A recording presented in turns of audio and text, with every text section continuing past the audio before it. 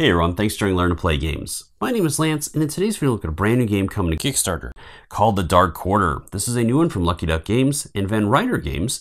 It is a 1 to 4 player game that takes roughly 1 to 2 hours to play, and it's a fully cooperative game where all the players are working together to solve whichever scenario they've chosen to go on.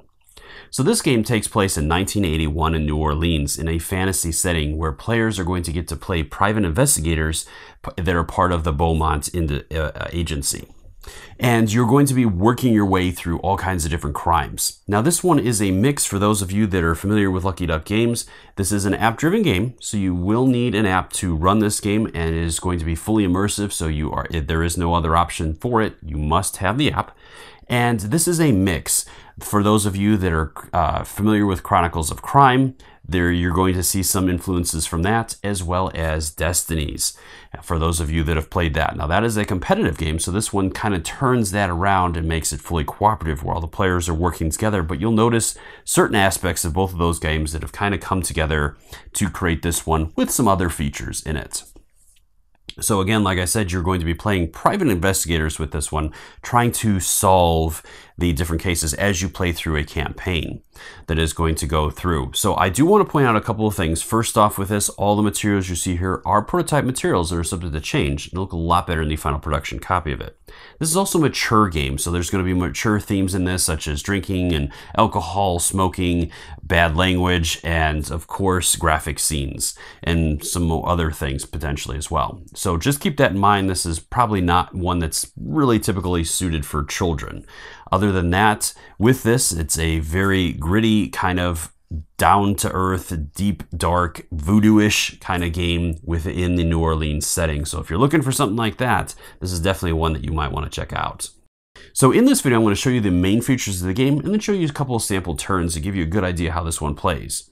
Now, I do want to point out that there are spoilers with this, that I am going to be showing you a little bit of the first scenario, and I'll give you a little bit of the backstory on that scenario as well as I narrate through that. So I just wanted to point that out as you watch the video. As always, if you find these videos helpful, if you like what I do, please consider hitting that like button and subscribing to my channel, as it's one of the easiest ways you can support channels like mine so we can continue to grow and be able to produce this content. If you also want to stay up to date on all my videos, I was considering that bell so you get notifications anytime I release new stuff. So let's go ahead and head to the table and we'll see what this one's all about. So the first thing I want to start by looking at are the characters you're going to get to play, and there are going to be 4 different ones that are included, at least in the prototype that I have. Each one of these characters will have their own dashboard that is going to have their different skills on it.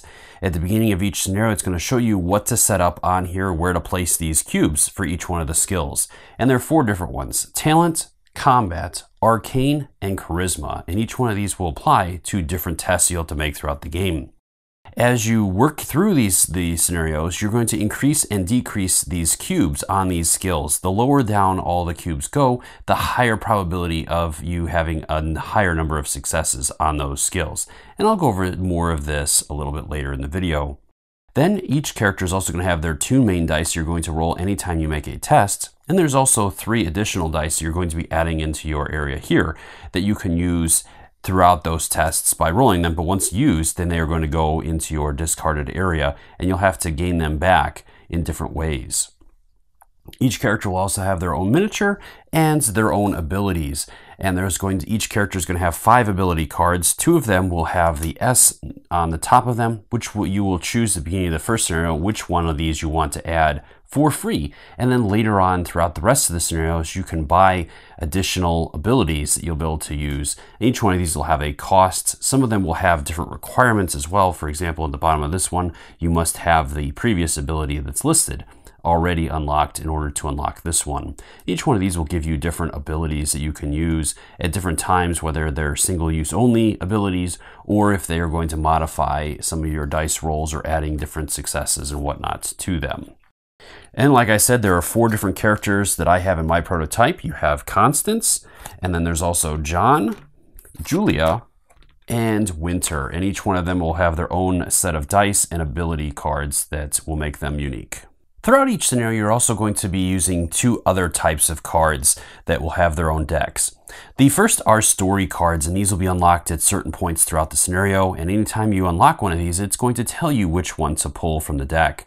Each one of these will provide you with a name of that card as well as a QR code you can scan to interact with that item, figuring out and finding out more about it, or using it to inquire on other people and whatnot. You're also going to have consumable cards, and each one of these, again, will have that QR code that you can use throughout the times, and there's also going to be abilities that are going to be attached with these that you can trigger by spending the card. Now, with a consumable card, each time you use it, it's going to be discarded back to the deck, and you'll be able to carry out the abilities on it. And the final deck of cards are the location cards. Now, on the map, as you're going to see in a minute, there are going to be points of interest that are going to be placed on there. Now, when you visit one of those points of interest, it's going to tell you which location cards to draw from the location deck. Each one of these is going to have the name of that location, and the app is going to also instruct you on any other things you're going to be placing on here, such as additional points of interest, maybe people that you can talk to, and other things, as you're going to see in a minute. New Orleans in 1981. It was the hottest August on record in New Orleans. The humidity covered the city like a mass of rancid honey. The jazz riffs leaked out of the French Quarter, valiantly trying to pierce the sweltering air. People stumbled from street to street and parish to parish, as if in a sweat-drenched trance. If ever the city lived up to its ancient nickname, the Wet Grave, it was the summer of '81. The murder was brutal and archaic. The victim, the mayor's chief assistant, Frank Boissa, was powerful and important. It was the perfect storm of bad juju from the moment a patrolman came upon the gory display in Louis Armstrong Park. The reporters and rubberneckers swarmed the crime scene almost before the NOPD could rope it off. The detective in charge took one look, vomited into the bushes for the first time in his career, and said out loud to no one in particular, "This is gonna hang on our necks like a effing millstone if we don't put this to bed immediately." A call was made for outside help, a call no one really wanted to make. But it was the instance the NOPD wasn't above begging. The Beaumont Agency was asked to consult on what would become the first of the Congo murders. And the final thing I want to show you is a sample turn in action. So when the game starts, you're going to go through the initial setup, and it's going to show you where to place your points of interest and any other characters or whatnot that will be out there. From there, then all of our characters are going to start in the Beaumont Agency, and this is also depending upon the scenario. Then it's going to go into the player's turns, and each player's turn consists of 4 steps that are done in order. The first is going to be outlined on the bottom of the screen, which is where you're going to gain back one of your effect die and place it in your resource area. Now, these dice don't have to be used, but you can choose to use them to help boost your chances at a successful test. Once you've completed that, then you can move on to the next steps where you can scan an item to investigate it, and you can also spend some of your different experience, if you have any, to gain additional upgrade cards or ability cards. Again, now you have to talk with all of your players, and everybody has to agree on when those are spent to gain different abilities and whatnot throughout the game. So you have to talk and consult with the other players to do so. From there, the final step in your turn is to choose a point of interest on the map and go to that and investigate it. So let's go ahead and proceed. So we're going to go ahead and select OK, and this is going to bring up our map. So this is going to be where we're going to get to go and investigate different things. And as you saw at the beginning, this is about a murder. So let's go ahead and check out the crime scene, which is going to be over here. So we're going to go ahead and click on that point of interest. It's going to ask us if we would like to visit this location, so we're going to hit yes, and it's going to have us flip over this point of interest. From there, it's going to instruct us on additional setup instructions. So it's going to have us placing out the first card, which is going to be card 1. So we're going to go ahead and place that out in the area. We'll go ahead and bring that down here so that it's closer to this crime scene.